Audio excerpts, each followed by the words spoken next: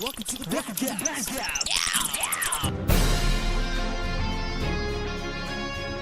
Some days you just can't get rid of a bomb.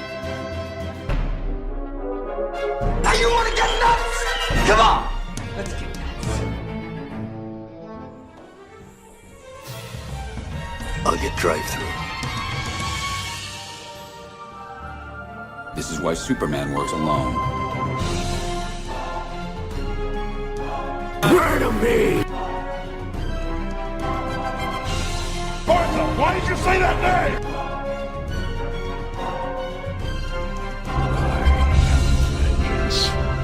I am the knight. I am Batman. Welcome back, true believers, to the Batcast. I am the host with the most, Jake Williams, with my co-host. What'd you say? You corrected yourself this time, so I couldn't say it. Yeah, that's what the second take is for, so I could get away with that. Yeah, let's talk about Batman, and because it's the Batcast in the future, we did this show 3 years ago, and it's also really funny hearing how we talk about Suicide Squad and BVS. I managed to find the audio of it, but like for some reason it cuts off like half of it. So it'll be referred to as the lost episode, and we'll put it up at some point. I've already, kind of cleaned up some of the audio. All the other stuff from our past, the audio sucks because we didn't know how to do this yet. So we'll do our best to make the audio as good as possible now. And now that we're in the future, we're talking about the future, what a Batman Beyond live action movie would look like. And some of the rules we have for this, one of them is we're both going to want Michael Keaton to be Bruce Wayne. It would only make sense. So that is, without a doubt, what we're going to cast, but we're going to bring like our alternative. So in case Michael Keaton would say no, who we have in that Bruce Wayne choice. This is going to be a 2-part episode because Luke told me his pitch was 10 pages long. I literally just like sat down and I started out with my cast, and then I had an idea, and then it kind of just kept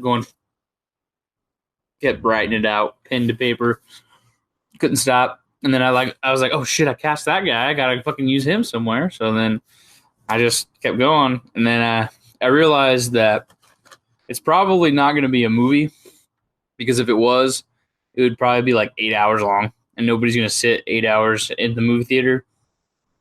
I mean, you might. I probably would, but but no, it's probably going to be more like a mini series, a couple 2-hour episodes. Fuck you, Siri. They're listening to us. Apple's listening. They are, dude. Dude, how many fucking ideas we came up with, and then like a year later, I look it up on IMDb, and they have the fucking new movie coming out. It's actually funny because as we were going through, like, because I was like, first episode back, let's pitch what a Batman Beyond movie would be like, and then as we were going back and forth about this last week at Comic-Con, Warner Brothers announced that they're re-releasing the whole entire series on Blu-ray. I was like, oh man, they're listening to us. So it's basically like, if this does well, we're gonna try to make a movie. I think that's what they're trying to do. Like, do people really care about Batman Beyond this much? Well, it's also like what they did with Teen Titans recently, where they did that movie thing with Teen Titans Go, but they said that if the Blu-ray sells well enough, that they'll consider a revival, which is like, that's such a shitty thing to put on your fans. Be like, if you want a new show, you got to buy this, man. Shit. So yeah, we're going to be talking about Batman Beyond, and Luke, pitch me on your 10 pages here.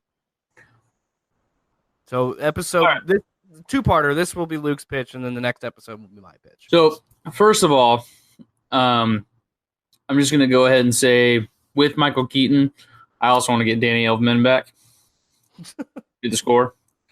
I also, I would have loved to have Prince make a return too, but he can't. R.I.P. I mean, I guess we could use some of his unproduced music. Slap that in there. Yes, I'm doing But- a podcast in my underwear. Huh? Actually asked me if I was doing a podcast in my underwear, and I said yes. Oh, well, I was pretty much painting my to be nursery in my underwear. So drinking some beer. What you could do, and I don't know your pitch. You could definitely put the bat dance somewhere. You could sneak that in. Maybe do an instrumental. Maybe do some scandalous. Throw in a sex scene there. I don't know. Oh, my the whole pitch is like full of like nods to like other movies, and unless you're like a diehard fan, you probably wouldn't see it, get it, understand it, or like it. With that said, it's actually a continuation of 92's Return, Batman Returns. I kind of pretend that Forever and Robin never happened in this universe. So it's just Michael Keaton and Tim Burton doing their thing. Oh boy. Yeah, I'm gonna get started here. I'm not gonna, because I have it written in as my cast. Yeah. So I don't want to give away the full cast right away, because then you kind of just understand. You kind of know what my storyline is a little bit. Yeah, I just know the rough outline. I don't actually know anything else. I only know a little bit because I don't want ours to overlap. I don't want to have the same thing. I mean, it's pretty dark, and I don't want to give too much away before I start. But at the end, well, throughout the whole fucking thing, it's just like, it's brutal. There's blood. This is gonna be definite hard R or unrated. Don't let your children watch it, kind of thing.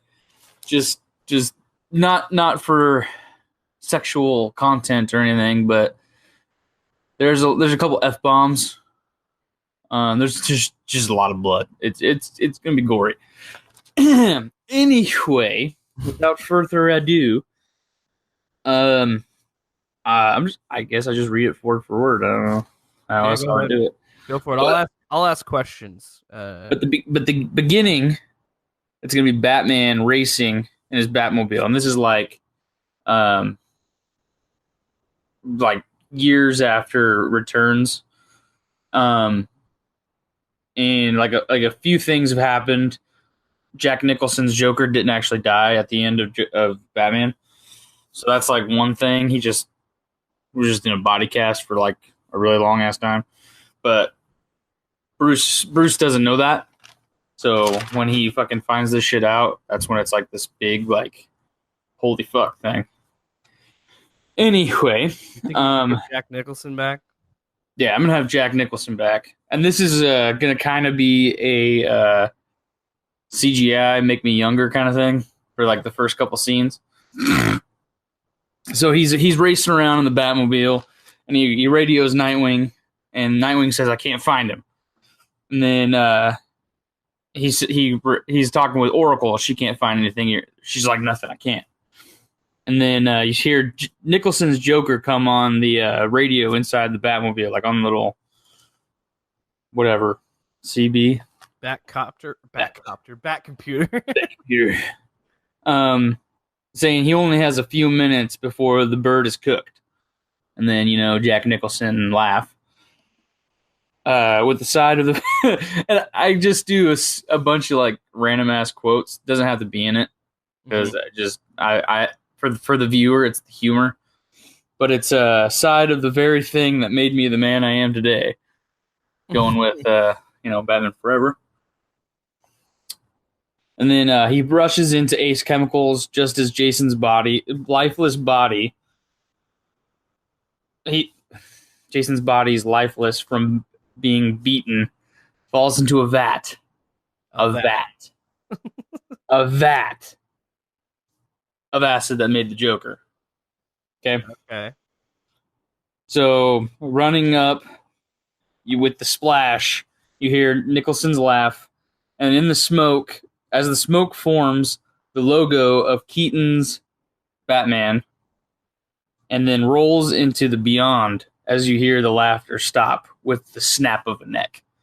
So as like you see him like fall into the acid, like the splash of the chemical, and then like how it like steams. The smoke goes up. It forms like Tim Burton, Michael Keaton's like logo, and then it kind of folds up a little bit more, and then it goes into the Batman Beyond logo. Nice. And you just hear fucking not Keaton, but Nicholson's laugh, and then all you hear is and he just snaps the neck. So he finally just fucking kills him. You know what I'm saying? Yeah. And then it goes into the darkness, and then it's like the screen goes red, and it's a zoom out on Tim Drake, which I cast Zac Efron as Tim Drake in this. And then and Batman, and then Batman's wrecking dudes, killing motherfuckers. Yeah. And then you pan out, and it's a news broadcast.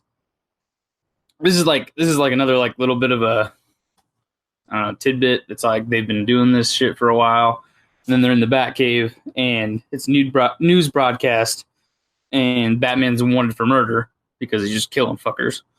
And then it says that on the newscast. Because killing motherfuckers. It's a different time, and you can say whatever the fuck you want on TV. And it's again a young CGI'd Zac Efron yelling at middle-aged Keaton to stop, or he's out. He's gonna quit. He won't be a part of it.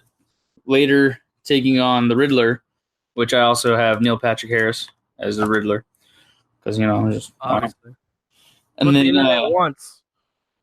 Tim is in another trap for Batman to solve. Saving Tim, he wrecks Nigma's shit. In a headlock, you wrote. Yeah, that's what I wrote. In a headlock, Tim yells at Bruce to stop.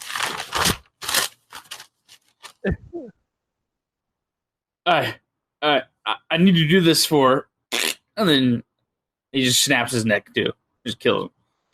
And then Tim's just like, I'm done. He drops the mask and the utility belt, walking out. He like just throws it at his feet. He's just like, I'm out. Walks away. And then Batman drops Ed's body, falling to his knees. Don't go. Don't leave me. Jason. Tim looks back as Batman drops his head into his hands, sobbing. And Tim just walks out. Damn. So Bruce has got some fucking internal demons he needs to deal with. And so 20 years later, this is current times. So by the math, Keaton's 67, Tim's 31, and then, Nightwing's like 48, almost 50 kind of thing. I also really did like a whole backstory on like what year they became Robin, what year they were like their new thing. But I'm not going to get into that because that's just fucking over the top. After killing Ed, Bruce hung up the cowl. Nightwing's still in Bloodhaven. Red Robin was and then wasn't. Barbara and Tim got married. No, that's not true because I wrote something else later. I forgot to go back. They didn't do that. He's still Red Robin, but he's dating Barbara. He's dating Oracle. That's where we're at right now. I switched some shit. So yeah, this is like post paralyzed. This is Oracle. Yeah, so Oracle. So if we were to do another movie, we would have done Killing Joke without the killing the Joker at the end or whatever they implied. Yeah. But it basically begins with that in this movie, so do with that what you will. So that, and then Bruce lost Alfred, and Jim is at the end of his rope. End of the road. He's ready to retire. He's over the job. Yeah. Kind of thing. And then we go to Terry McGinnis, and he's a college freshman, and he comes home on fall break to find his father's been murdered. A smile on his father's corpse and a ha-ha sprayed on the walls. He leaves to get revenge. Bruce sees the coverage on the news, and this is the news reporter. I didn't cast him because who the fuck cares? It's just extra person. Jack Ryder, man. Yeah, actually, that would be fucking cool as fuck. Jack Ryder fucking introduced the Creeper into this fucking universe. Yeah. Then they say a cult following of a villainous madman known as the Joker has run rampant on our great town of Gotham. The scene here is one of many murders by the gang known as the Jokers with a Z. Of course. Yeah. Just like the cartoon. And Bruce is just sitting in his living room, and he's just like watching TV with his dog Ace. And he goes, "Alfred, it's happening again." Looking into nothing, realizing no one's there. Oh, damn, Alfred's dead. Static comes on. Oh, Alfred would be like 1,000 at this point. Yeah. Oh, we're getting the same guy back. He's long dead, Luke. Oh, no shit. No, we're going to CGI him in. It's fine. Yeah. Yeah, they did that with the Star Wars guy, which was kind of cool. Anyway, sorry, I interrupted. Okay. Alfred's not there. So Alfred's not there, and then Static comes on the TV, and you hear a faint Jack Nicholson voice. "Joke's on you, Bruce." Because I can't do it. Yeah, Joker. Yeah. So then Bruce is like, "Oh shit, what the fuck?" Oh, so, can I add something? Yeah. What if they do the thing where it's the woman from Batman '89, and it's just her going, "Love that Joker"? That would be fucking hilarious too. So, Bruce goes down into the cave, and I wrote this because I didn't really know how else to explain it.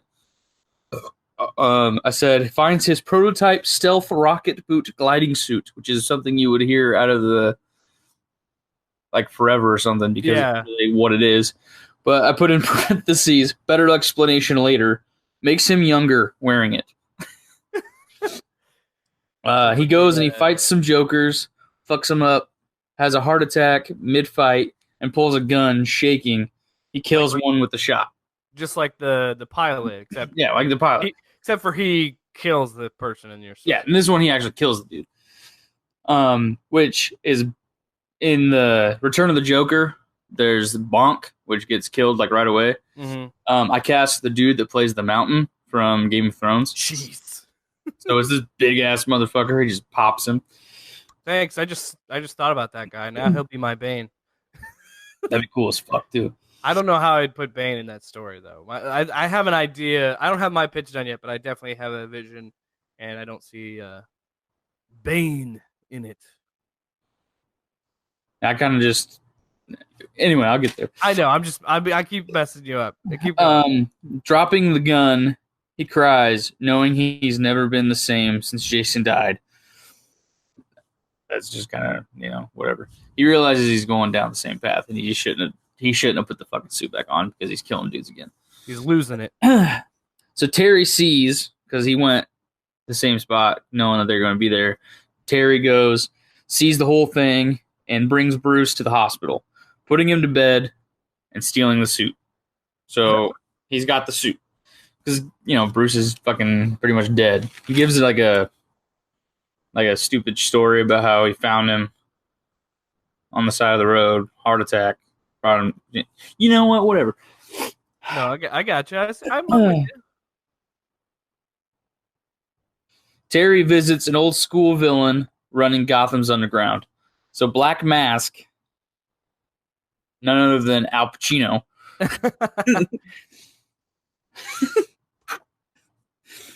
I was wondering when you would. You're not him. Hey, you're not the Bat. And then he comes in. Jokers, where are they? You can't come into a man's place of business and start making demands, kid. Thought the old man would have taught you better. And then Keaton comes in with his old school suit on. Stand down. And then Pacino's Black Mask. There he is. I don't know. Dialogue needs work. Obviously. That's all you have. There he is. There he is. He's a birthday boy. Yes. And then Terry goes back. Tell me where they are. Nothing happens in this town without you knowing or getting a cut. Next page. And then as he's saying that, from behind, bullet to the back of his head, Keaton yells no very loudly. So Black Mask gets a fucking shot in the back of his head, fucking brains everywhere, fucking all over Terry. Okay. Feel me? Who's Terry, by the way? I don't know if you said that or not. Oh, I chose the dude that plays Beast Boy from Titans.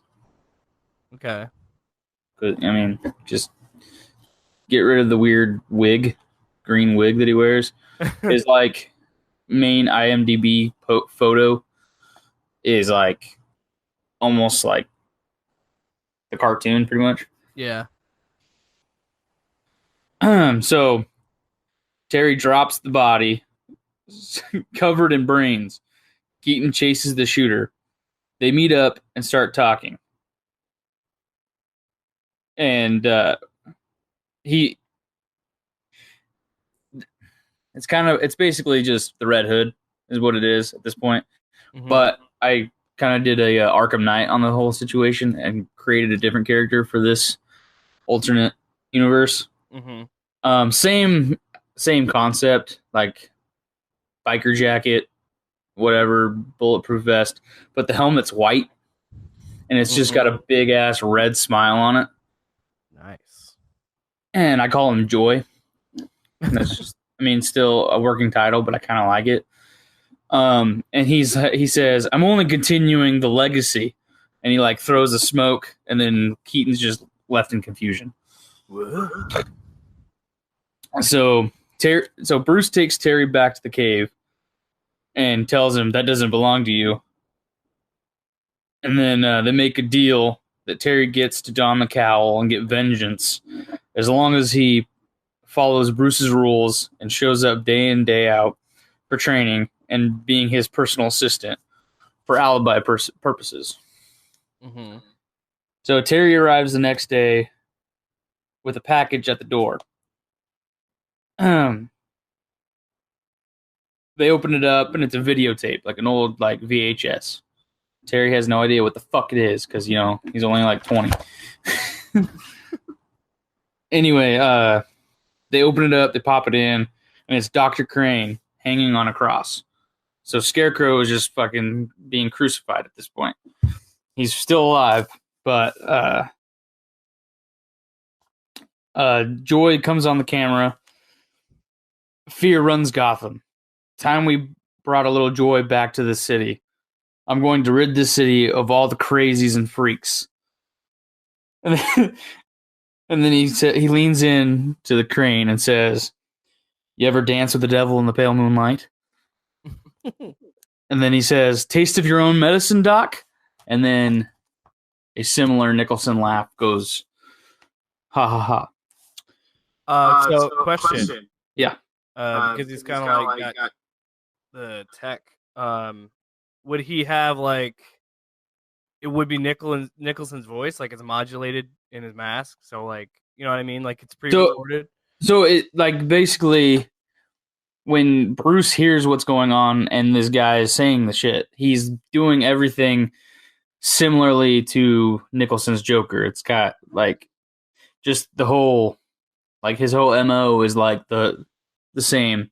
No, but yeah, but I was just asking, like, when he says, "You ever dance with the devil in the pale moonlight?"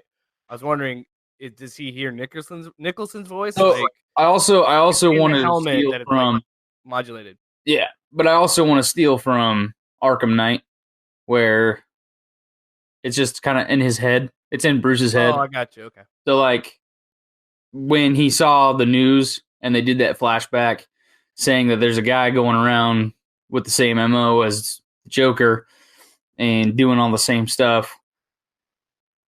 Like normal people don't hear Nicholson. They just assume it's a different person. But like when he hears it, it is Nicholson. So because it's all fucked in his head and he's just obsessed with it. So Nick Cage Scarecrow yells no, kill me. Don't let it get me. Just end it. But it's like, hey, no, kill me. Oh, it's like don't let it get me. Oh, it's like a Wicker Man. Not the bees, like that. Yeah. So I kind of want to do that where he's freaking out because it's getting him. And then he leans in, and he's got his gun, and he's kind of like, if you say so. And it just pops him in the fucking head. Just kills him. Nice. With a bang. The bang pierces through his eyeball. And that's what you want. Yeah, And then he starts talking, and he says, finishing what you started the day you failed to save me. And then that's the end of the video. And it cuts to Bruce, and he's literally just standing at the computer going, fuck. And then he goes to Terry, and he says, go to Cranes, see if you can find anything. I'm going to Bet. Ooh. Yeah. So Terry flies over. Oh, to Bet. Oh, come on. What? He's going to meet Roz. Shh. Spoilers. Oh, I got a fucking twist that you're not going to fucking see coming. So Terry flies over to Crane's office and finds the room was set to explode. He gets out just in time. When the smoke settles, he re-enters to find the room scorched halfway with Gotham's White Knight just like on the wall somewhere, you know, like. Mm-hmm. So then he goes to find Dent. Joy has him strapped to a table holding a circular saw. Jesus. And this is Billy D. Williams. You always were two minds about everything. Let's split you guys up. Oh, damn. From dick to brain, Billy D gets sawed in two. Kick-ass fight scene between Terry and Joy. And then Terry breaks Joy's arm, and he flees. So, yeah, he's gone. And then Bruce calls Dick and Tim to help Terry. Josh Duhamel is my Nightwing. Of course. And he's in the middle of taking down the Calendar Man. And he says, I'll have to check my calendar. Something just cleared up as he takes him out. And nice dad joke. And then Zac Efron is Red Robin at this point, and he's assisted by Oracle, and he's fighting Crazy Quilt. And he said, "Why do you have Crazy Quilt in this super serious movie?" Because it's so fucking dark. I gotta you gotta have some brevity. It's fucking Calendar Man. And then I put, I'll be right there, just putting this guy to bed. And then they're back at the cave. It's Dick, Tim, Barbara, and Terry, and they're about to meet Bruce. And then he comes on, and he says he's back. What do you mean he's back? It can't be the Joker, can it? It fits his MO. Main bads from top spots in Gotham being murdered just to get under Bruce's skin. And then Bruce says, Terry, go after him, and I'm following a lead. So, the first Gotham bank is being raided by the Jokers. Terry fights, which, in the cartoon, Michael Rosenbaum voices Ghoul. I just cast him as Ghoul, because that'd be kind of cool. Yeah. You know what I'm saying? Which is like the weird scarecrow dude that carries the pumpkin pail.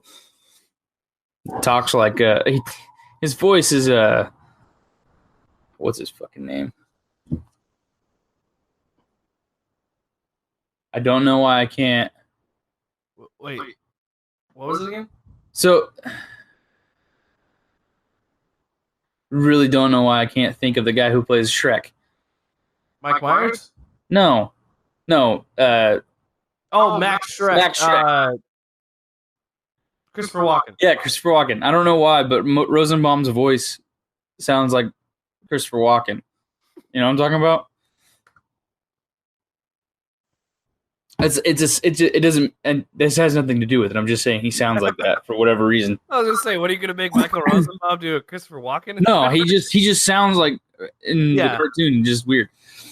So he's fighting him, and Nightwing is taking out Dee Dee, which is the twins, and I'm gonna go with a little Parent Trap, and I'm gonna cast Lindsay Lohan as the twins. And then Tim is fighting Wolf, the hyena boy, which is it Scott Kane? Kane? Scott Conn. Scott Conn? Yeah. The dude from Oceans and The Hawaii Y5O reboot. shit. But he's a hyena boy, so he's like a dog, basically. He's all hairy, like Teen Wolf. And Chucko is Nick Frost. He's waddling out with a bunch of bags of cash, and he's dressed like, a clown. So, he's waddling out with the cash and to the getaway car. Terry tosses a batarang, tying him up, dropping the cash. Oh, fuck, he's going to kill me. Bang, Joy pops him and disappears. So he kills Nick Frost right away. Terry holds Ghoul, asking about his dad. It was all part of his plan. He wanted the whole family together for whatever he's planning. They all get sent to a holding cell at GCPD with Tom Selleck, Jim Gordon. And Tom Selleck, Jim Gordon. Tom Selleck, Jim Gordon. I'm in. That sounds awesome. If you can't stop this freak, I'm afraid Bruce is going to continue down the same path he swore he would leave behind. So Tom already knows that Keaton's Batman. Yeah, I would hope after all these years. Oh yeah. So Bruce goes to an alley from the Narrows where he found a kid stealing the wheels off his Batmobile. So this is the flashback, little I saw it happen kind of thing. And so you finally talk to the old man, and this is Joy standing behind him. He says, "I'm sorry. Save it. You let me die, and even though you killed him, he's still alive." And he says, "What do you mean?" "He lives in your nightmares, and well, no use hiding it." And then he starts laughing, and he takes off, and he says, "Son, no." And then Ian Somerhalder resembles Nicholson's Joker, and it leaves Bruce in fear. Like, just got the all fucked up mouth and green hair. So then Bruce radios the cave. Well, he like disappears because he's just standing there. He's freaked out. He's like doesn't know what to say, what to do. So he leaves him in a cloud of smoke again because whatever. So always have one in my pocket. So he radios the cave. It's Jason, and as they all gasp, an explosion goes off, and then Joker 2.0 comes in with a bang. And then he says, "Can you save them, Bruce? Or are you going to let them die like you did me?" And he says, "Jason, don't do it. I wasn't good enough to you, but it wasn't their fault." And then he comes up, grabs Dick. "I'll start at the beginning." And he goes up to the edge of the cave. And Richard, Dick, the big brother, the best of us, will do the death drop without the safety of a net. Drops him. Splat. Dead. Kills the motherfucker. Kills him. Now, my replacement. Let's baste this bird. And he laughs. Shoves his face into a puddle. Because, the pipes burst. Everything's all shitty. There's a fucking puddle because of water. Yeah. And as he's drowning, he just pops a cap in the back of his head. Kills him. "Oh, Barbara. The things I've dreamt of doing to you. I'll just do what my daddy didn't finish." Shoves a knife in her spine, Jesus. Letting her bleed out. Told you, it gets fucked up. Who hurt you? I don't.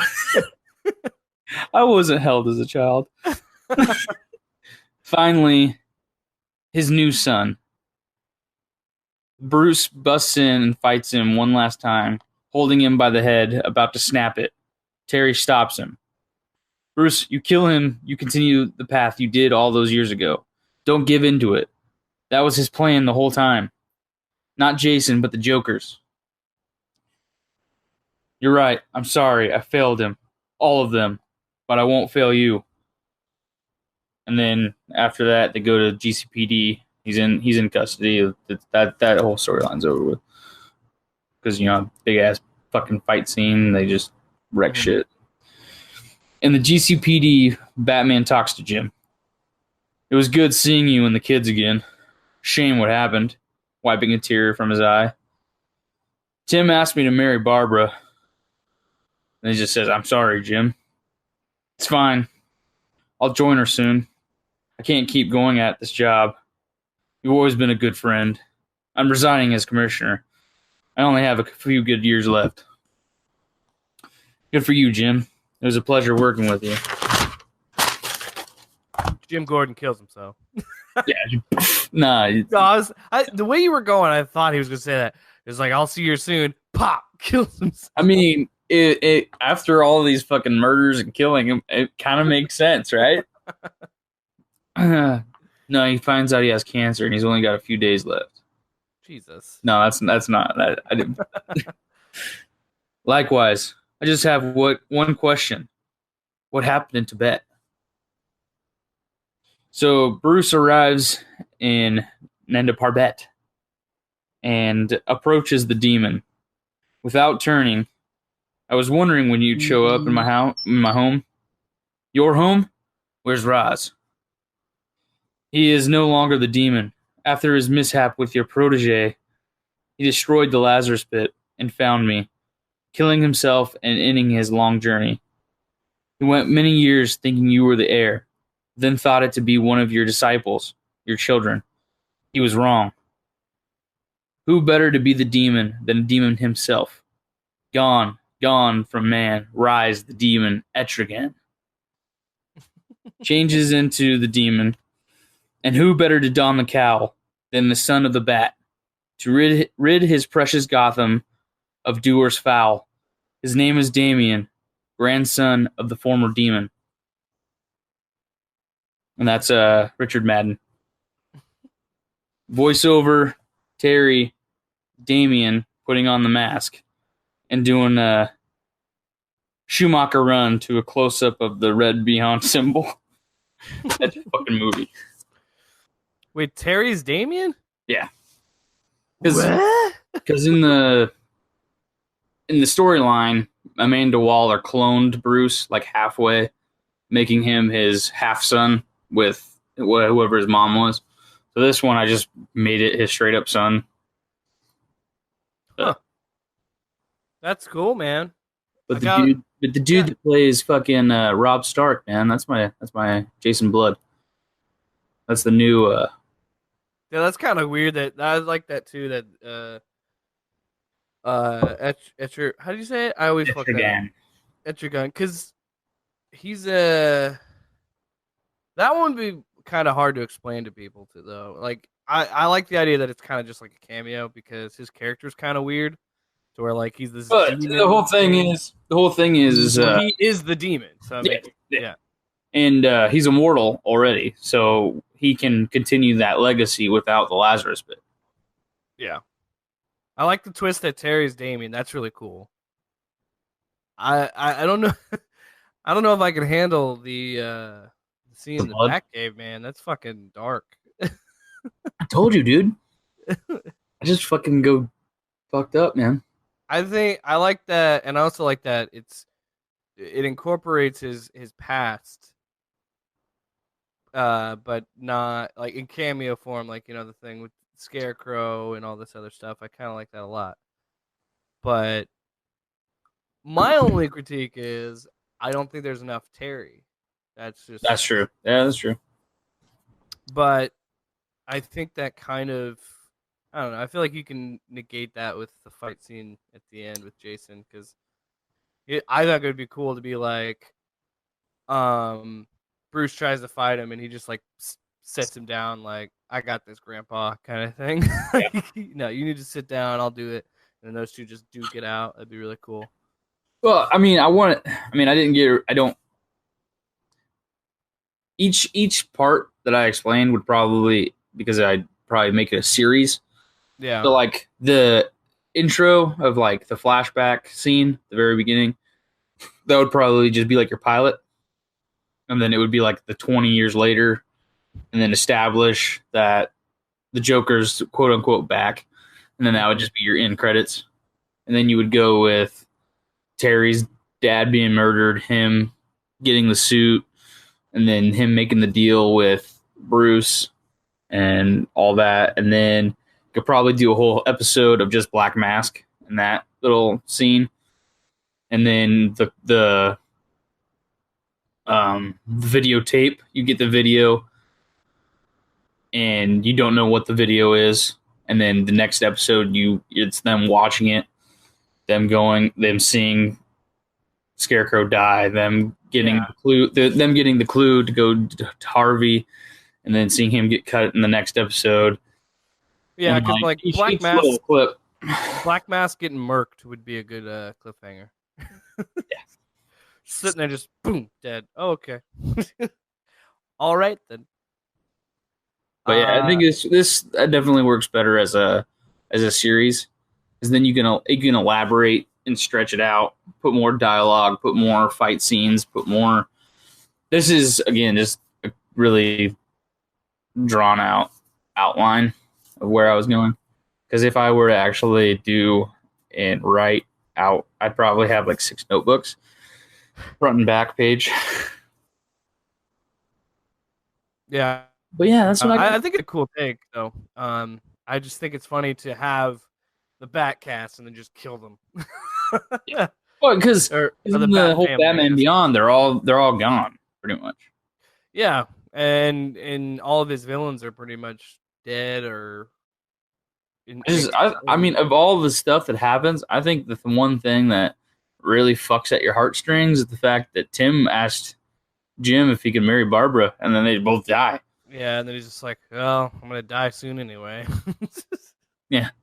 That's what I'm saying. Like, him killing himself in that scene would be, like, justified at that point.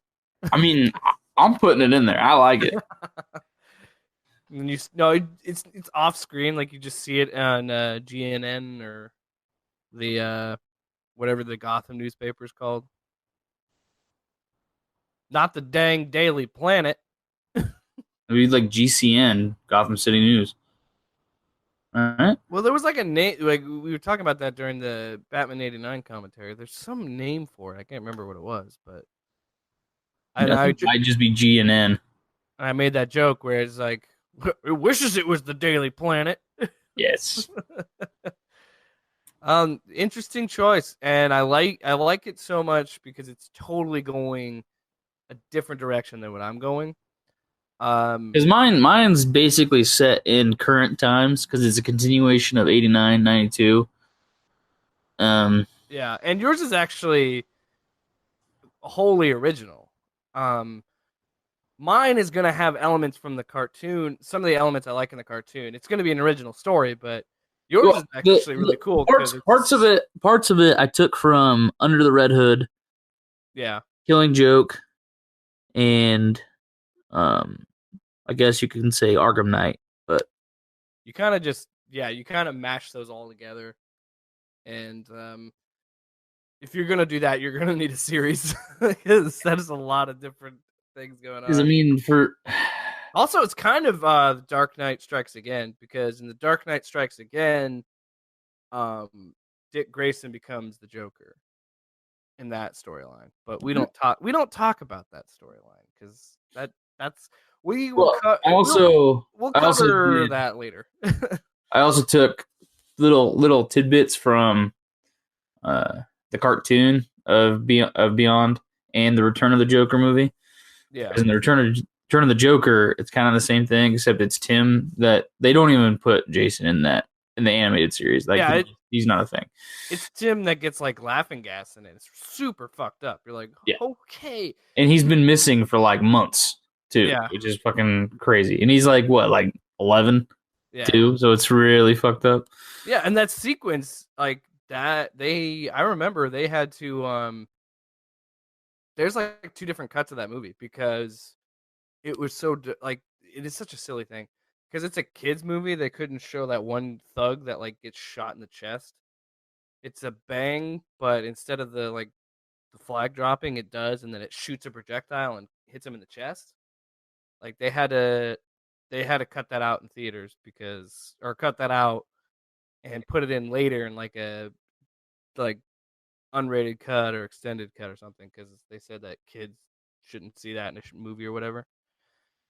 But and that's another cool thing too is your version kind of keeps in line with Batman Beyond because Batman Beyond is actually really dark. And like I was telling you, like I was looking up things to do, spoilers for the next episode. I'm looking into doing stuff with Mr. Freeze. That's not a surprise to you because you know how much I love Mr. Freeze. And his character starts out as just a disembodied head in a vault somewhere. They Disney'd Freeze. They did, and then like this doctor lady's like, well, because another villain I'm going to use, Blight. So I'm kind of using episode 5, the first season. It's called Meltdown. That's kind of going to be the basis for what my pitch is going to be. So if you want to get a heads up on that, you go watch that episode. Because in that episode, she takes his head, puts it on a clone body of Blight's like baseline DNA. And she's doing that so she can be like, okay, this is a test run. He's had a previous condition where he has to have his body frozen like super sub-zero temperatures. If his body can be a normal, healthy body, then we could just clone you. We'll figure it out, and we'll download your consciousness into this new body, kind of. And I'm like, that's such a weird concept, but I kind of love it. So that's kind of in line where I'm going with mine, but I'm gonna lean more into, and yours is totally different than mine in the sense that it is in the future, but it's in the future. It's our current timeline, but future from then. Well, yeah, and like Batman '89 was pretty much a '50s movie, like a '50s like hard-boiled noir movie, because we went back and watched it and did commentary for the show, and that's when I was really like, oh shit, I totally forgot how. Like this style and like the super like gothic tones of Tim Burton was like it's in a past, but it's still our present. It's basically like Cuba, like in a sense, because it's current times, but everything is like in the past. Yeah, it's kind of like it also kind of reminds me of Fallout, where Fallout's in the future, but it still has like that '50s Americana type thing. Well, this has this, but it's like '30s detective noir stuff. So now you're like, well, this is how I move it to the future. I just make it modernized version of Tim Burton's Batman. And mine is definitely going to be like the cartoon where it's like super futuristic, like techno, and I'm going to lean into cyberpunk stuff. And what's the year and beyond, like 39? Believe it or not, the first episode, it takes place in 2039. It starts in 2019, actually, which is funny. And then it jumps to 2039. And that show just turned 20, by the way, because it came out in 1999. Do you feel old now? I do. So, yeah, that's Luke's pitch for... My birthday is in a couple weeks, dude. Oh, yeah. Rage. Then after that, in August, in the week of August 13th, we usually put these up on Wednesday, so maybe August 14th, we'll see. We're going to review Batman Hush, the animated movie, which I've heard they released it at Comic-Con. They did a screening at Comic-Con, and a ton of people loved it and said it's great. And they said they did change some things from the comics. But either way, I'm pretty excited. So that's coming down the pike, and we got a lot of other weird stuff we're gonna do with the whole Hush coming back, because they did that in is it Arkham City? They did a Hush story. Arkham City and Arkham Knight. Because one of them they do like a full storyline, but like he's got like a weird like cult following. It's kind of like he's coming into the light, being popular, but with Pattinson. Robert Pattinson. Whatever. Robert Pattinson, we call him Battinson. Okay. Right. I would like to see him in a Hush storyline, only if they get Taylor Lautner to be fucking Hush. No, just no. But And Yeah, then what's her fuck to be Selena Kyle. Just do Twilight, but Batman. Kristen Stewart is Selena Kyle. Batman Twilight. So yeah, Why he goes at night is because he sparkles in the daytime.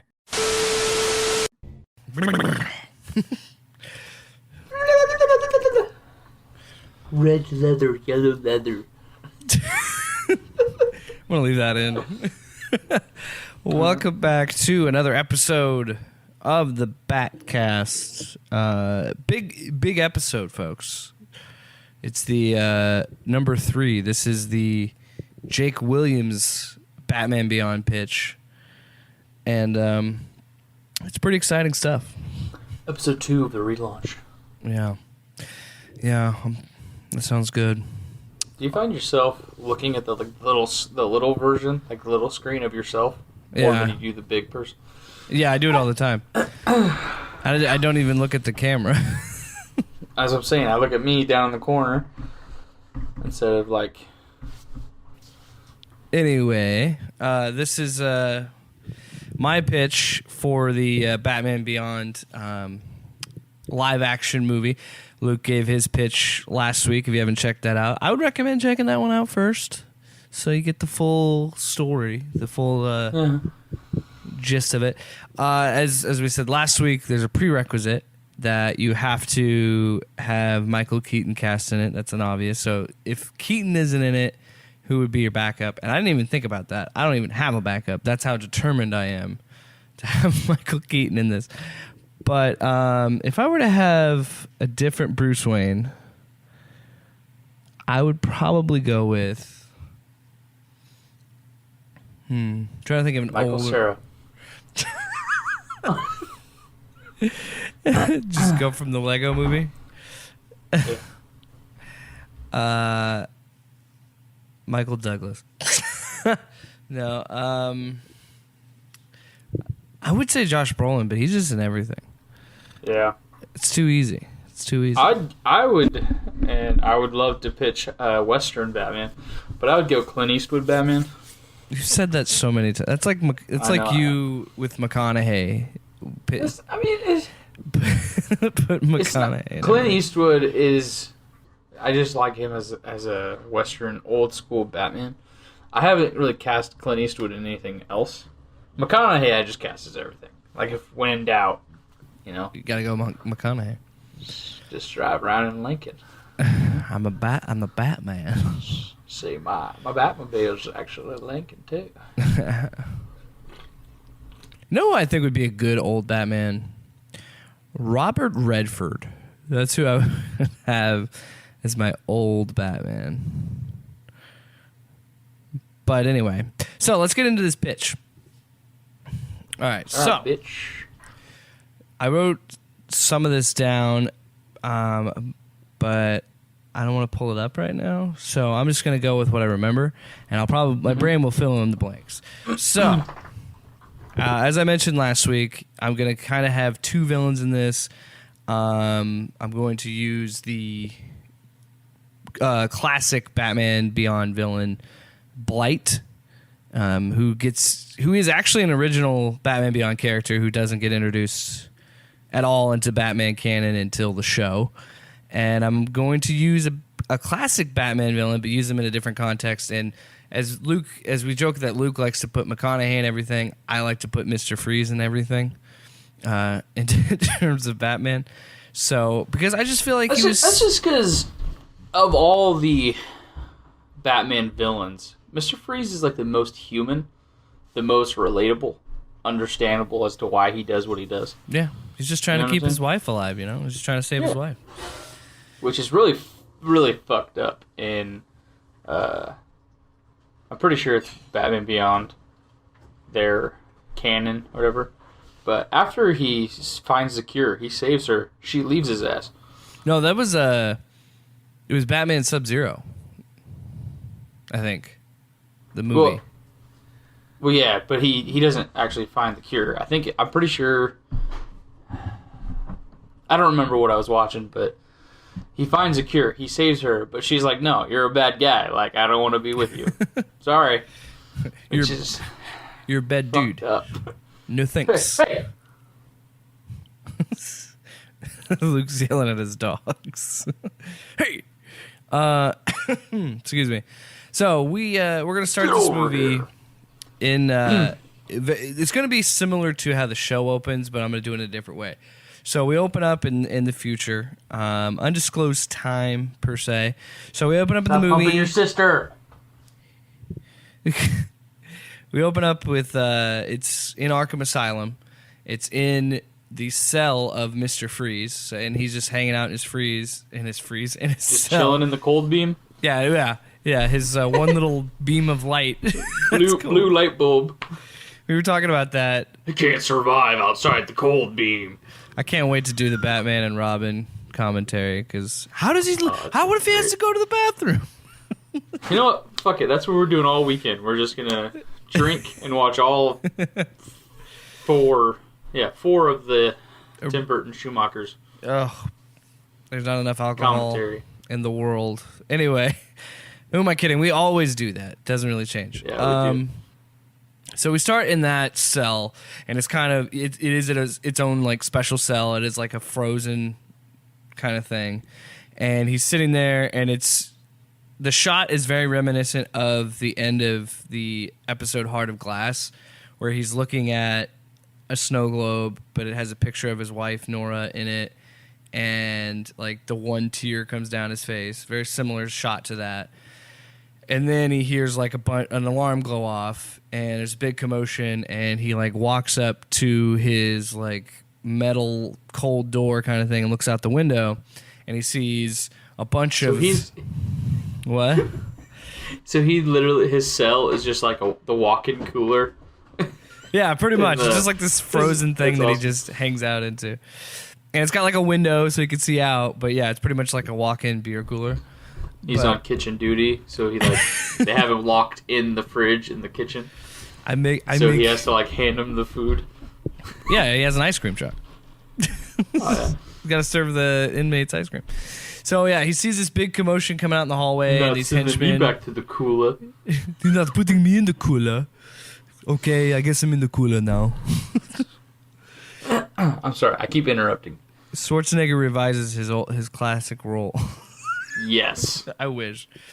No, I would. I would go a bit of a different route. But he sees. Well, I'll just get out of the way. I sent it to you. You already know. Michael Fassbender is my Victor Freeze, Mr. Freeze. I think it would be a perfect cast because Fassbender can do anything. With contractual issues. I don't know. I think with the Dark Phoenix, I think that would. I they're heard done that with it. movie was absolutely atrocious. Yeah, I've heard that too. So I think, like contractually, I think he'd be okay because I think that was all of their last movie. I know, like McAvoy said he's not coming back, and I don't think Fassbender would come back either.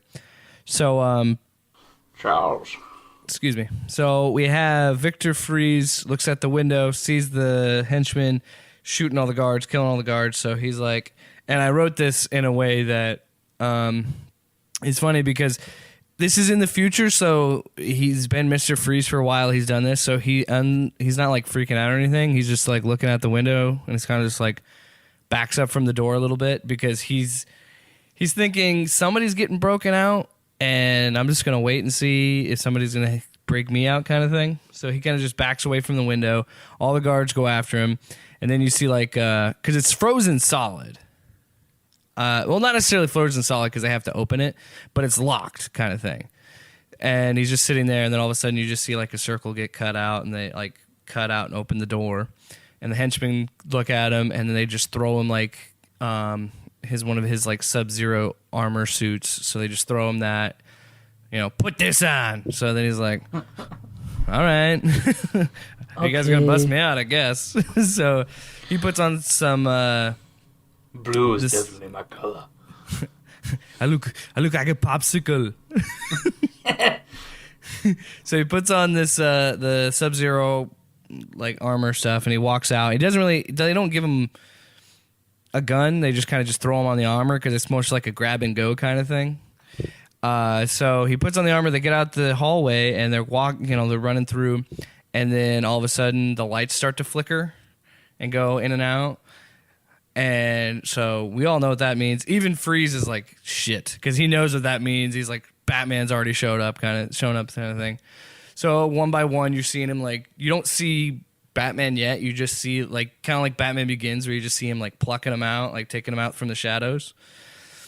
And then so Freeze knows this and knows exactly what's happening. So he like takes cover behind like this pillar kind of thing and just like holding out kind of thing, because he doesn't have a gun. And then he looks at a henchman and is like, hey, throw me a gun so I can do something. And as the henchman goes to grab the holster, Batman shows up again, takes him out, and just Freeze is like, son of a... So Freeze is running, and as he's running, I think the shot would be focused on Freeze, like running through the hallway, and as he's running, dudes are just getting plucked off, like one by one kind of thing, real quick. And then it finally, the lights flicker, go out, and then they turn back on, and Batman does like the Undertaker kind of thing, and just stands right in front of him. And that's when you get the full shot and you see the Batman Beyond advanced suit for the first time. It's just Bruce Wayne standing in front of Mr. Freeze. And he's just like, hello, Victor. Long time no see. Or he's like, no, he said, hello, Victor. And then he goes, hi kind of thing. And he goes, let's just get this over with.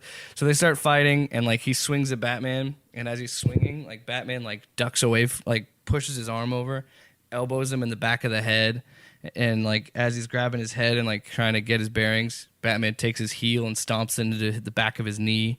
So like he's like falling down on like all fours. And as he's doing that, he's trying to find a gun, or he's looking down and Batman's standing over him to punch him again, but like Freeze sweeps his legs and actually manages to knock him down. And then he reaches over, they scramble, and he grabs a gun and shoots at him, but Batman manages to dodge it and like kicks the gun. But in that commotion, it's like the cartoon now. He like clutches his heart, like he's having the heart attack like in the cartoon. So he's like clutches and falls down, and while he's down, Freeze kicks him in the gut a few times. like fuck you. He like kicks him in the gut a few times, and then he realizes, oh, he's kind of old. He's not really fighting back right now because he's just like screaming in pain and like hurting. And then in that little moment of weakness, Batman grabs the gun and points it, shoots a warning shot at him, and just kind of stares at him. And Freeze just was like, shit, and then just like runs away. And then Batman does the classic, like gets on his ear and is like, Alfred, I'm down. like they wouldn't cross-reference people who can afford that shit and people who like know a guy named Alfred. Right? Who keeps screaming, like every time Batman gets hurt, he always screams for this guy named Alfred. Who could it be? So yeah, he screams, he calls Alfred, and then the screen just cuts.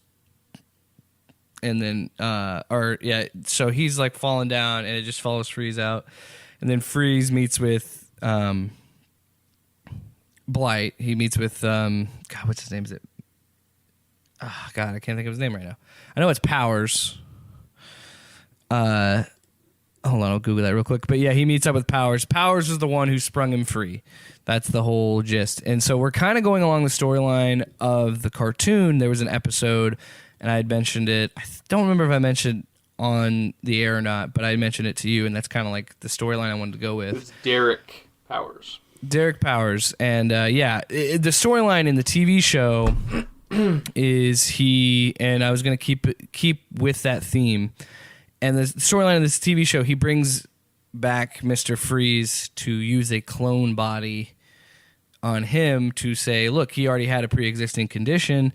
If this can eliminate his condition, I can use this body for me, because Derek Powers becomes radioactive and turns into the supervillain Blight, and he tries to use Mr. Freeze's symptoms to do that as well. Which Blight is a good character because he's not a Batman. He's not just a Batman villain. He's a Bruce Wayne villain.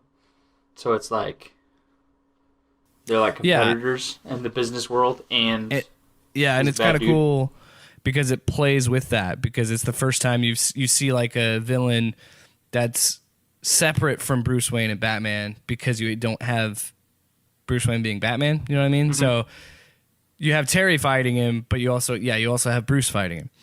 So that's the end of that's the big opening scene, is the whole Arkham escape kind of thing. And Barrett gets him and he's like, you don't know me, but I know who you are, and you're going to help me. I have Nora. So Victor's like, Nora. Nora. You have my wife. No. What is she doing? No. Nora. So then it cuts to Alfred driving Bruce back to Wayne Manor, back to the Batcave, and Bruce kind of wakes up, and Alfred's like, "This is happening more and more." And Bruce goes, "I know." And then, very similar to the cartoon, he just says, "Never again. I almost killed someone tonight. I almost killed Mr. Freeze." And he's like, "Well, you can't just." That's the internal struggle he has. He's like, "Well, you still, that sucks that you almost killed him, but like, Freeze is still out there." Like, you still can't let him not do anything. He's like, "I don't know. I'll call up Clark or somebody. We'll figure it out. Like, I can't keep doing Clark's this." old as fuck too, man. Yeah, Clark's dead. Fuck that guy. So then this is how we meet Terry. He's in high school. I would say probably like I would keep it the same similar age to where he's like 16 to 18 kind of thing. We got to him in school, just being Terry, and kind of do that. We build up his love interests, and then this is what I thought was going to be interesting, is how I'm kind of incorporating a lot of the cartoon into this, because the whole reason Terry becomes Batman is Derek Powers, like we were mentioning, Derek Powers' company is trying to take over Wayne Enterprises. And Terry's dad knows that what Derek is doing is illegal, because he's using this like radioactive poison gas, like weaponizing this nuclear gas. And that's kind of how he made his fortune. And he's like, we can't do that kind of thing. So I think at this point, I'm going to do a little bit of a time jump. And jump, because they jump 20 years in the cartoon. I don't know if I want to jump that far in this, because I still want it to keep fresh with why did Derek break out Victor and stuff like that. So I want it to be that Derek still is Blight when he breaks out Victor, but he doesn't become the supervillain yet. He's not crazy yet. You know what I mean? Like, the accident hasn't or it's happened, but he's still finding ways to like manage it. But at this point, I would say like 6 months into the future, he's still trying to figure it out, and he can't figure it out. So that's why he brought Victor, because Victor had spent all this time trying to save Nora, and like he knows things about biology, neuroscience and biology science and all sorts of science words, and I don't really know what they mean. Stage 1. Yeah. Take 2 of these and come in the morning. So stupid. So we jump ahead like 6 months, and we meet Terry. He's at school, all these things, and his dad recently died, and he's trying to investigate why his dad died. And as he's investigating these things, it leads him to, at this point, Powers has already successfully taken over Wayne Enterprises. And this is what leads him to Batman. So this leads him to Bruce.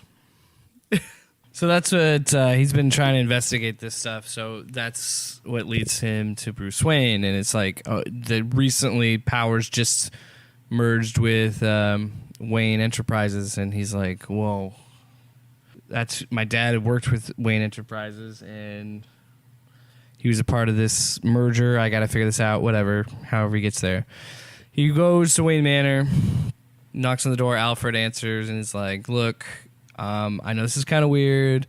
My name's Terry McGinnis. I'm here to talk to Mr. Wayne about my dad. And Alfred's like, I mean, Alfred's still alive? Are you fucking me right now? well, this is only 6 months after the heart attack episode. but- This isn't like the full 20-year jump. Oh, all right. Jesus. Although he would be really old. That's what at I'm this saying. point. He's like, because if Bruce is 70, You're right. Alfred's Because like I'd a also million. be in. I'd also be setting this in the future. So you're right. So Bruce answers the door, which shocks Terry. He's like, "Oh shit!" He's like, "Don't you have a butler for that?" And he's like, "Not anymore." Starts crying. Not anymore. Where'd you pick that up? Brother, Anyway. dead. And then he's like, I need to talk to you about my dad. And he's like, look, I know a lot of people's dads, man, and Wayne Enterprises is huge. How am I supposed to know who he is? Well, it has to do with Derek Powers. And he's like, okay, come in. Because even though Wayne kind of signed the checks, like Bruce signed it and everything, agreed to the merger, Bruce was kind of just he's a recluse now, so he doesn't really care about his company anymore. It's similar to like Dark Knight Rises, where he's like, I don't even care. Who cares? I'm still gonna have all this money. I'm not gonna be Batman. Whatever. Angsty teenager. So, yeah, peeing in jars. So he lets him in and kind of tells a story about how his dad died and there was a horrible accident and it had to do with stuff with the Powers Company before the merger with Wayne Enterprises and all this stuff. And he's like, ooh, that's pretty intriguing. And then, it's like he has two faces. Jim. And he's like, well, I'll do everything I can. I'll get some records and see if I can check anything in my database. And then he, this isn't as bad as Dark Knight Rises. I'll admit, this is kind of silly. But Terry notices something about Bruce's voice. He's like, this guy sounds familiar. And it's like, well, yeah, it could sound familiar. It could be Bruce Wayne. He's been on TV. He's a billionaire. But then he starts to think back, and then Terry has a flashback of when he was there was a mugger, and it was a very similar situation to what happened with Bruce and his family, and Batman steps in and saves him. So he remembered that voice. He remembered the nice voice about him. Not necessarily a voice, but he remembered. He had a similar. I don't know what the phrase would be, but he had a similar phrase to what he said that night. And then he's like, You want to get nuts? That's. Come on, let's get nuts. That would be a great one. Or I'm trying to think of another Keaton line. Selena, I am. Rip We're off the same. my mask. Hey, Alfred, get Noxagrant. Anyway, Terry, gets the information. He goes back home, gets some information, and then he's like trying to figure that out. Meanwhile, we cut to Derek Powers and Victor Fries. And Derek Powers, who I think would be played by Zac Efron. The guy from what's the fucking Country for Old Men or whatever the fuck it is. Javier Bardem. Yeah. I can see that. He's like, all right, Victor, we've been working at this 6 months. I need something. And he's like, I don't have the money. Keep going. I gotta let my I don't know dog. why. I think by Terry McGinnis, I would hate to say Zac Efron because he's getting too old for that, but that's who I'd like to see. But I can't really do that. Just catch the same guy. Hold on, the guy that's Beast Boy. Yeah. I know you didn't like this movie, but I wanted to use one of the guys from the Power Rangers movie, and I was trying to remember what his name was. One of the dudes. I'm gonna pull it up real quick. But anyway, so we cut to Powers, and he's like, "Look, oh yeah, that's Billy from Stranger Things." The Okay, yeah, Jason. I want Billy. Yeah, I want Billy from Stranger Things to be my Terry McGinnis. This is the guy. So he. I chose. I mean, need to watch that picture- because he's in. You can't really see it. Is it? Oh, there it is. A little bit. Yeah. Yeah. I can see that. Oh, by the way, the season 2 of Titans is coming out in September. Thing. I need to watch. Can we just do a podcast on the DC universe? I want to do. Yeah, I need to watch Titans so we can do a whole episode on season 1 Titans, getting ready for season 2. Because technically, Batman's in that. So. So we cut to that, and Victor's like, "Well, Derek, you have all these resources. It takes time." And then he's like, "I don't have time." And then you see his like, when he slams his fist down, you start to see his Skin knuckles scratch and the back. skin on his hand start to splinter and crack a little See bit, that? and a little bit, and it's like, "What's wrong?" And he goes, "Just get back to work." And he like, leaves, and Victor's like, looks back at his snow globe, and he's like, "I don't worry, Nora. I'm doing this for you. I'm gonna get to you, kind of thing." And then so we cut back to Terry, and he goes back to, he finds out, and then he starts to think, he starts to put things together, and then he gets an email from Bruce Wayne, which is also like, holy shit, Bruce Wayne's emailing. That's cool. But at the same time, he's also being tracked by Bruce because it's Bruce Wayne and he would do something like that. Like, even though he's a recluse, he still has the Batman tendencies, and he pats him on the back. He bugs one of his jackets, kind of thing. Wearing more than one jacket. And yeah, because he sees the detective skills in Terry, and he sees something in Terry, and he's thinking, No, I'm saying he's I know wearing Freeze more is than one out there. jacket. Because you said jackets. Oh, yeah. One of his jackets. So, He looks at a picture of him and he jacks it. I mean, he ain't gay or nothing, but I miss you, Dick. Anyway, I miss your dick. anyway, That's a whole nother so podcast. he liked him, so he pats him on the back. He manages to get a tracker on one of the jackets that he has, so he can trace him, because he thinks, just based on his detective skills and his determination to seek out the truth and everything, he kind of sees some of himself in Terry, and he sees the potential of a new Batman kind of thing. So he's kind of bugged him and listening in to what Terry's doing, and he emails him to meet back at my house. And so Terry comes back to the Wayne Manor, and he's like, "What I'm about to tell you is something I've only shown a few people in my life, and those people are either, have a family and moved on from me, or they're dead. So this is important." And then he shows, boom, the Batcave. And then he's all like, "Well, that's cool." And he says, "If you want to be Batman, you have to talk like this." Would you speech classes? No, he's got to be cheaper. Damn it, try harder. So then he's like, "Whoa, wait, you're Batman? Like, what's going on?" He's like, "Yeah, I'm Batman." And then he's like, "Here's what we would do. Here's how it would be great. It'd be really cheesy and dumb, but I would love it." As he goes, "I've only told a few people." And he goes, "What are you trying to say?" And as he says that, he turns on the lights to the Batcave. And then Keaton looks at him and goes, "I'm Batman." Yes. Like he does in the 1989 movie. No, I want him. So I want then him to it's do like- the Selena first. He's like, "We're the same." Oh, yeah, he does that. Like, he goes, "Terry, you don't understand. You're just like me.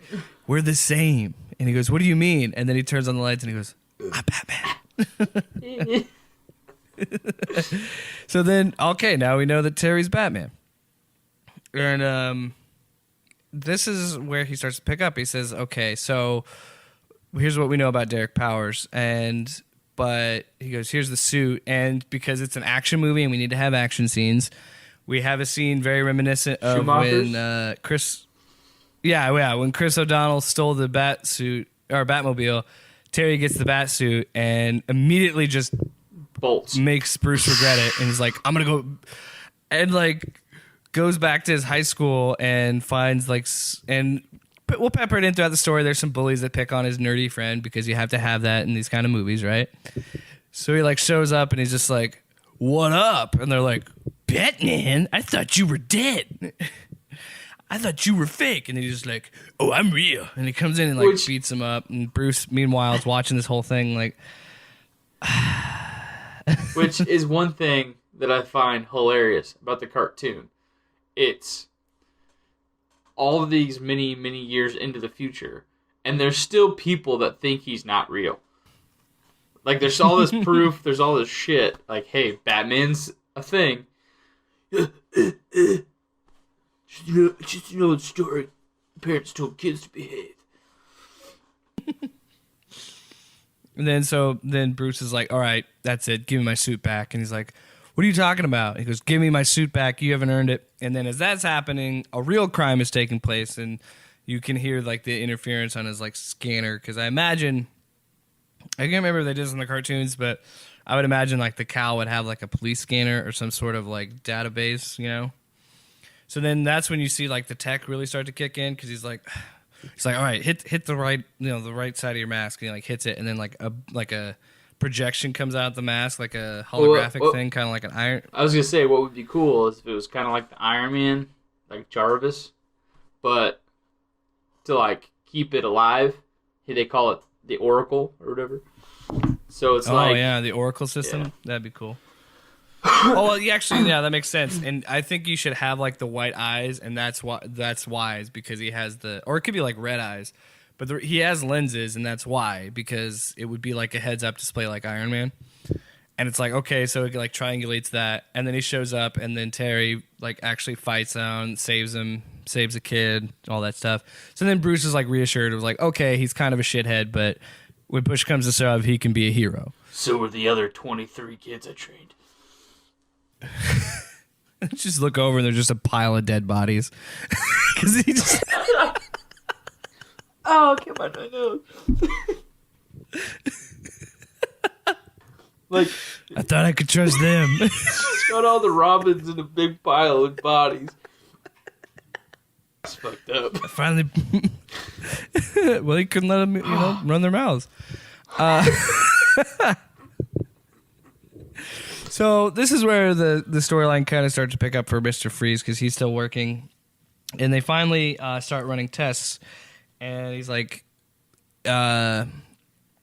because he's initially hired to see if he's there to cure Nora's problems, and he's your ability to preserve her shows that you have ability to and his whole thing is he wants to preserve his skin, so he knows how to do this kind of thing, so that's why he brought him in. So he's I got a vial here to test, and then Blight's "Give me this, I'm taking this," and he's "Let me see how this works."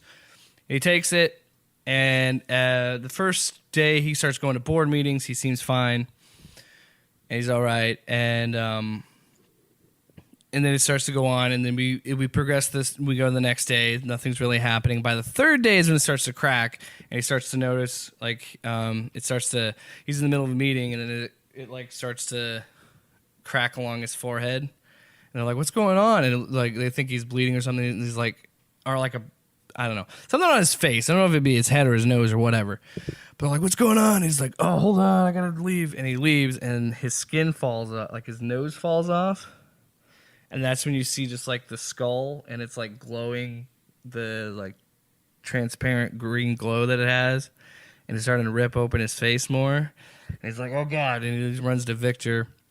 He runs back to the lab. Victor's "Oh boy, I get to see my wife soon." He's kind of. It's not gonna be a silly, cheesy dress up montage, but it'd be him just setting everything in order, getting ready to see her, and be able to finally, because he's also working on a project on the side to save her, and he's also making extra vials to save her, I guess. And then Derek comes up, and then at this point he comes in and yells at Freeze, and his whole face just comes off, and he goes, "What have you done to me?" And his face is just peeled all the way off, and Freeze is "This is not what I signed up for." And that's when he kind of goes on a rampage and his skin just completely comes off, and then he hits Freeze and like beating up on Freeze, and that's when we get the tip off from God, can't think of it, Terry. And Bruce had also been running that investigation, and they were linking stuff to Powers, and they'd been finding out throughout the movie. They start to piece together that he had been working on like dangerous, like illegal, weaponized, like nuclear gas for the military and like mercenaries kind of thing. And so they know about it, and they're starting to patch it up. So then Terry shows up at the Powers Wayne place. So this is all going down. This is kind of, I mean, there'd be more in between, but I'm just kind of cutting to the chase. This is where we get to the third act fight between Blight and Batman, and they're having the throwdown, and Freeze is like, this is where Freeze kind of has his redemption arc, where he realizes that he's probably not going to make it out of this fight, but he's fighting, and he does the Batman and Robin thing when he's like, take 2 of these. But he gives them to Terry, and he goes, I'm not going to make it out. You tell my wife, when this works and saves my wife, you tell her I love her, and the Terry's like, I won't have to.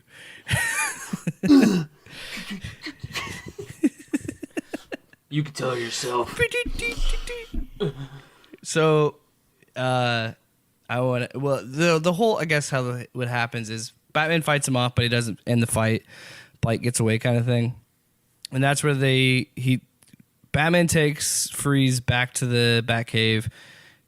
Bruce is like, apparently he knows that Victor isn't this horrible person anymore. He trusts him enough to be in the Batcave, I guess. But he takes him back, and then that's when you see Freeze has been like doing like augmentations to himself. So then you see like he has like robotic like gauntlets on his arm that keep him cool all the time, so he doesn't have to wear a suit. And then he uses like technology to build from that technology he's been using. He's been building armor on himself, kind of thing, kind of turning himself into like this robot man I would thing. have figured you would just, get Under Armour, get Thermocool. Yeah, but that's not cyberpunk enough. No, I'm saying like he actually just goes and buys Under Armour, and it keeps him cool. He gets dry fit. Yeah. Which would, that would kind of be cool. Like he's just got like the technology built into clothes now. Yeah, I get the cool cyberpunk angle, but so eventually, he just kind of builds a new suit. Like he takes the same concept of that technology and builds a suit around it for the final fight that's going to happen. And that's where we see him go back to the lab, and he's like, "We got to take it to Blight. We got to figure out where he's going. We know where he's going." He's like, "I do too, but we got to make it stop here." That's where he said he goes to get the extra vials to save his wife, and that's where he says to Terry, "Give these to my wife." And then Terry's like, "You won't have to." You can then they have their final fight with Blight, and in this fight, Freeze is holding his own, Batman's holding their own. They're fighting, they're taking him down, and then it gets to a point where he knocks off Freeze and takes him down. And then very similar to the cartoon, he's like, Blight's going in for the kill on Batman. And that's when Freeze sacrifices himself and like takes his freeze gun and like does this like huge blast to like take out Blight and kill Blight. And it like explodes and kills him at the same time. And then he like at the final thing, he looks at Terry, and Terry's like, "I'm sorry, I couldn't save you. I'm sorry." And he goes, "Don't worry about me. Just save Nora." And then has like that one tear come down his face like he does in the beginning. And he dies. And then Terry goes, gives the like cure to Nora and saves Nora. And she gets new life out of this and all that stuff. And then Terry continues to be Batman. And that's it. But the post-credit scene, it's just black, and then you hear, with radiation, that clicking sound of a Geiger counter you hear? You just hear that, and then you slowly see a hand come out of the ground. Like saying that, oh, Blight isn't dead. Just like all the other movies in the franchise, other than Returns. So yeah, that's my pitch. Good. That's good. I like mine better, but No, yours is more on the story and the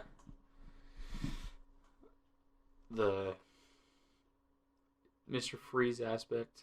You got more content as to the dramatic, and mine's just a murder mystery. Just everybody dies with a little bit. Yeah, I want to incorporate as much of the cartoon, but being different from the cartoon as I can. So, yeah. So yeah, there you go. There's my pitch for Batman Beyond. Did you like it? If not, then I don't want you to listen to the show anymore. So fuck you. Who did you like more? Did you like Luke's? Did you like mine?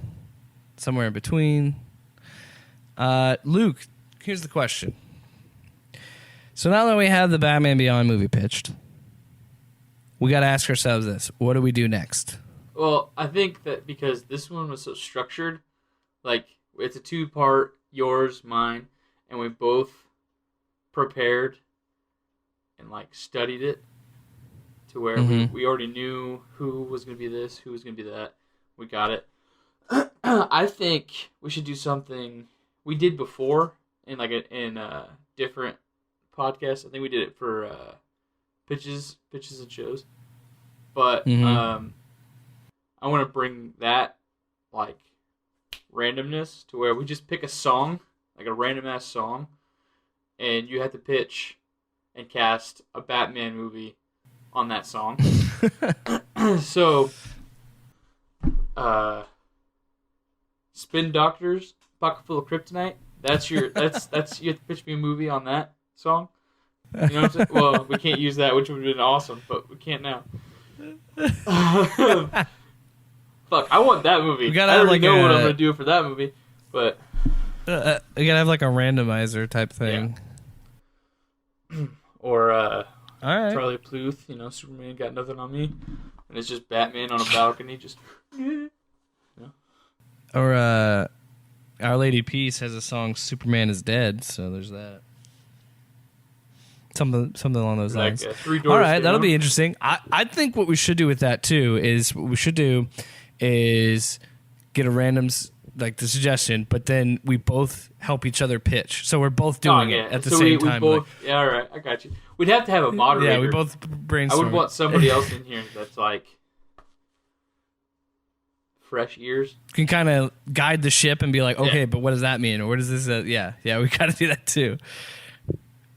But yeah, I'm into it. We could definitely do that. And in a few weeks, we'll be doing a review of Batman Hush, so that's exciting. And if you guys have a topic, something you want us to see or do, feel free to comment below and we'll do it. We probably won't, but we'll try. We'll think about it. That's the most important thing. Don't forget to like and comment and subscribe and click the bell and tell me I'm pretty and all that stuff. Fondle the bat nips. Oh, yeah. Mm-hmm. All right. Thanks so much for listening. We'll be back next week. Same bat time, same bat channel. A good night.